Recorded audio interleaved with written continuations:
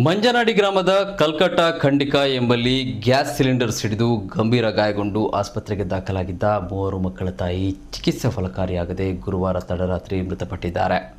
ಖಂಡಿಕ ನಿವಾಸಿ ಮುತಾಲಿಬ್ ಎಂಬವರ ಪತ್ನಿ ಕುಬ್ರಾ ಮತ್ತು 3 ಮಕ್ಕಳು ಒಂದೇ ಕೊಠಡಿಯಲ್ಲಿ ಕಳೆದ ಶನಿವಾರ ರಾತ್ರಿ ಮಲಗಿದ್ದ ಸಂದರ್ಭದಲ್ಲಿ ಗ್ಯಾಸ್ ಸೋರಿಕೆಯಾಗಿ ಭಾರೀ ಸ್ಫೋಟ ಸಂಭವಿಸಿತು. ಪರಿಣಾಮ ಕುಬ್ರಾ ಹಾಗೂ ಅವರ 3 ಮಕ್ಕಳಾದ ಮೇಯಾದಿಯಾ, ಮಾಜಿಯಾ, ಮಾಯ್ದಾ ಗಂಭೀರ ಗಾಯಗೊಂಡಿದ್ದರು. ಗಾಯಾಳುಗಳನ್ನು ದೇರ್ಲಕಟ್ಟೆ ಖಾಸಗಿ ಆಸ್ಪತ್ರೆಗೆ ದಾಖಲಿಸಲಾಗಿತ್ತು.